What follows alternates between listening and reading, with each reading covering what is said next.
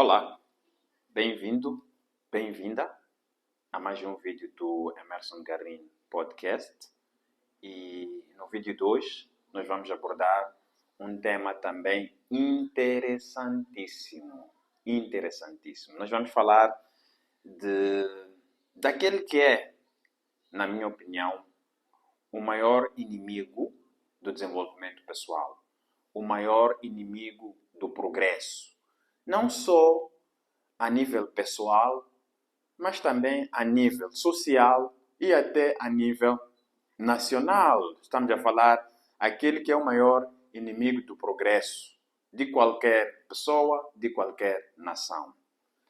E qual é que é este inimigo? Este inimigo, para eu começar, vou dizer que é um inimigo invisível, bastante invisível. Ele afeta a forma como nós vemos o mundo. E vou lhe dizer que este inimigo não é a crise, não é a falta de disciplina, não é a falta de compromisso. Este inimigo, que é o maior inimigo do desenvolvimento de pessoas, de nações, é o medo. Por que o medo é o maior inimigo do desenvolvimento pessoal e até de nações, como eu vou mais adiante no vídeo explicar como um país como os Estados Unidos conseguiu vencer a pobreza e a estagnação superando os seus medos. Mais adiante no vídeo acompanhe para perceber como é que isto foi feito. Como eu dizia, o medo é um inimigo perigoso porque ele é invisível, ele é silencioso e ao mesmo tempo é extremamente poderoso. Ele não fala, não grita, mas ele paralisa. E os nossos medos são uma espécie de prisão que nos impedem de evoluir, de crescer e até de avançar. E há uma relação de proporcionalidade direta entre o medo, dizia, de proporcionalidade inversa entre o medo e o desenvolvimento pessoal. Quanto maior for o medo, menor é a probabilidade da pessoa desenvolver, evoluir e crescer. E quanto menor for o medo, maior é a probabilidade de a pessoa evoluir. E não é coincidência que há uma tendência universal que é que as pessoas mais bem-sucedidas tendem a ser as mais corajosas, as mais ousadas, não é? Mas ok, eu estou aqui a falar de medo e certamente você deve estar a perguntar, mas Emerson, você está a falar de medo. O que é o medo? Medo. O que é isso de medo? Ok, o medo é uma emoção, tal como a alegria, a tristeza e outras. O medo é algo que nós sentimos. Mas o medo tem uma particularidade. É a emoção mais antiga e mais forte do ser humano. Por quê? Porque o medo tem uma função. Não vamos dizer que não tenha uma função positiva. Ela tem a função de nos proteger, principalmente em situações de sobrevivência. Vamos supor que você se depara com um animal. No passado, o ser humano vivia no mesmo ambiente que animais, e muitos deles animais ferozes, animais perigosos. Então, ele sentia medo. Aquele medo era um sinal de alerta para ele, ou correr, ou arranjar meio de se defender, não é? Então, o medo tem esta função de proteção, de sobrevivência. Não vamos negar isso. Mas o problema é que nos dias atuais, o medo já não se está a tornar este mecanismo de proteção e de sobrevivência. O medo tem se tornado uma das emoções mais destrutivas. Por quê? Porque o medo está a distorcer a realidade. Como se diz em inglês, medo é fear. E usam isto como acrônimo para dizer que é false evidence appearing real, ou seja, falsa evidência que se parece realidade. Então, como eu disse, existe aquele que é o medo real, o medo natural, não é? E depois temos aquele que é o medo social, o medo condicionado, não é? E para ficar mais claro, só existem dois medos naturais. do ser humano. Fez estudos, a psicologia comprovou que só existem dois medos naturais, que é o medo de cair e o medo de barulho ou de sons extremamente altos. O resto dos medos são medos aprendidos. São medos que são resultado ou são condicionados pela experiência, pela cultura, pela educação, pelo nosso ambiente. Medos como o medo de fracassar ou o medo de falar em público. São medos que são condicionados pela sociedade e pela cultura, pelos nossos hábitos.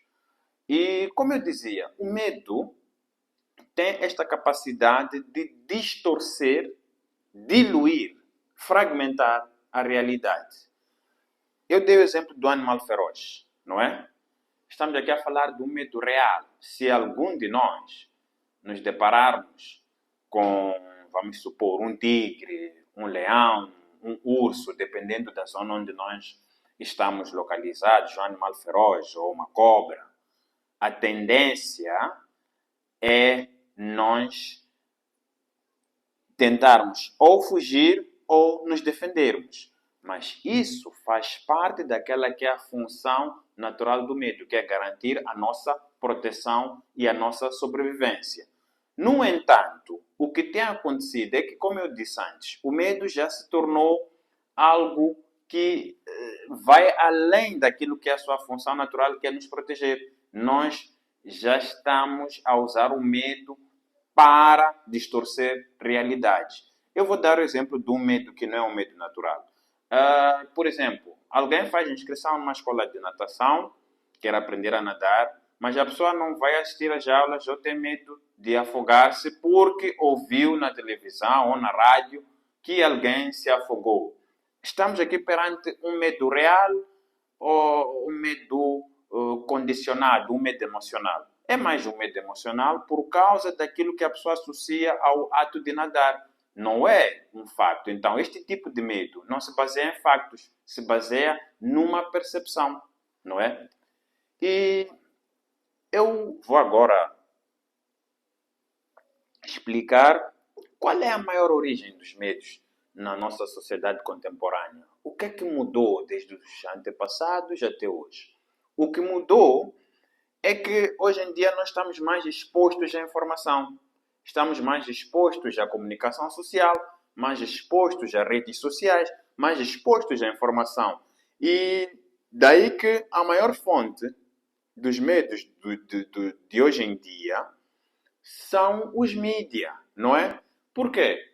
Porque quando ligamos a televisão, a rádio e outros veículos de comunicação, nós temos lá notícias sobre crime, sobre tragédias, sobre morte, sobre calamidades, sobre terror.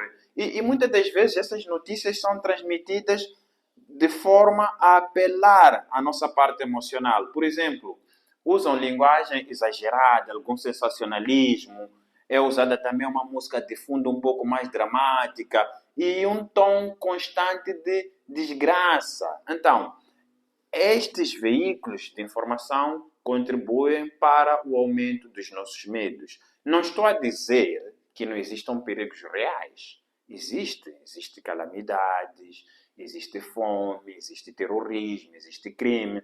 Mas a abordagem que é trazida, na maior parte das vezes, tende a ser exagerada e de alguma forma sensacionalista. Isto vai nos causando uma sensação permanente de ameaça. Ou seja, quando nós andamos na rua, praticamente estamos condicionados a sentir medo. E nem sempre isto é verdade, ou esta sensação é verdadeira. E como é que nós podemos superar os nossos medos? Existem várias formas, obviamente, várias abordagens, mas aqui eu trago uma palavra única que vai ditar como é que nós podemos superar os nossos medos. E esta palavra é atitude. Atitude é um fator decisivo, não é? Nós podemos ter uma atitude passiva ou uma atitude ativa em relação aos medos.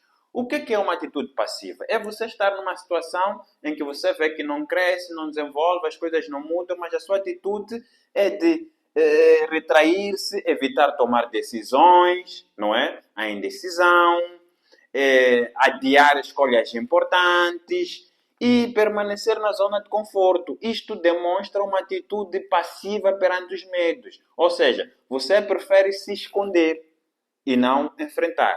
Mas, por outro lado, temos aquilo que é uma atitude ativa. O que é uma atitude ativa? É a nossa capacidade de enfrentar os medos, de tomar decisões difíceis, de assumir riscos e outras situações, não é? Por exemplo, uma das formas de enfrentarmos nossos medos é nos libertarmos da opinião dos outros. Às vezes nós temos medo de opiniões de terceiros, mas se nós conseguirmos nos libertar disso, nós podemos fazer muitas coisas, porque independentemente do que você fizer, se você tiver medo de receber críticas, a sua vida não vai evoluir. Então, quer você faça o bem, quer você faça o mal, você vai receber críticas. Então, não devemos ter medo, não é?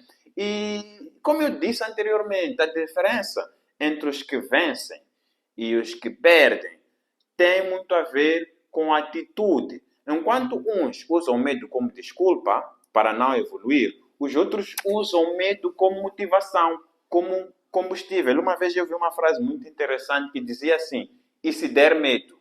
E a resposta foi: vai mesmo assim, não é?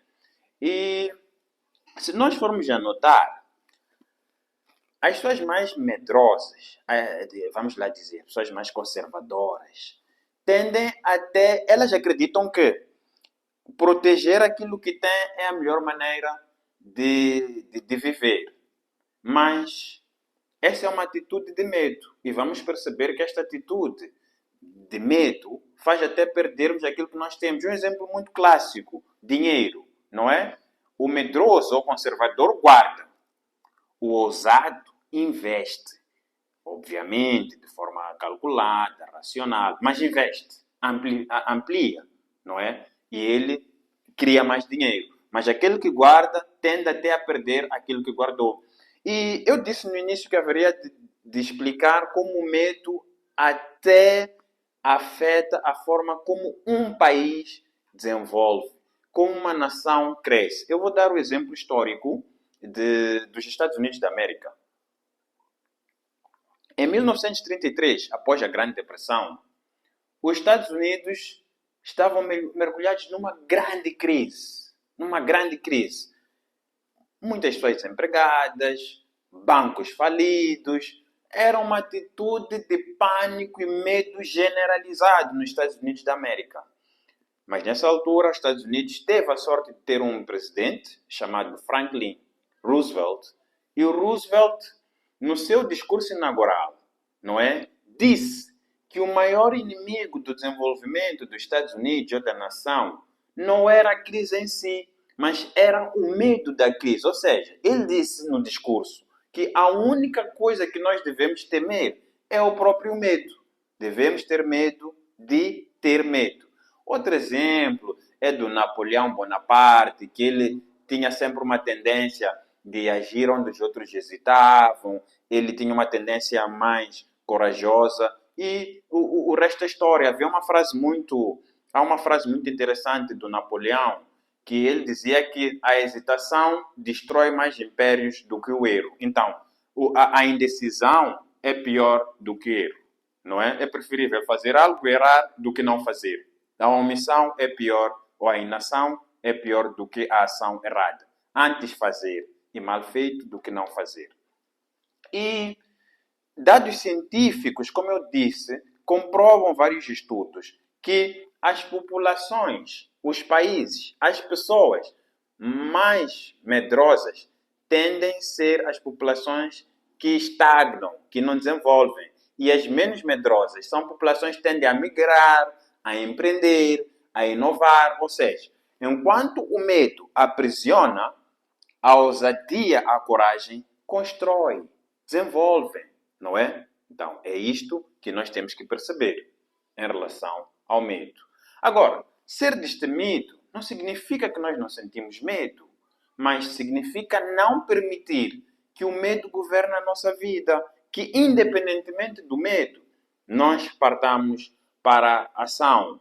Então, é melhor ser impetuoso, ousado, do que ser uma pessoa extremamente cautelosa. As pessoas extremamente cautelosas tendem a não avançar, tendem a estagnar. É melhor tentar e errar, como eu disse, do que nunca tentar. Então, depois de ter ouvido isto, será que você vai continuar a viver os seus medos?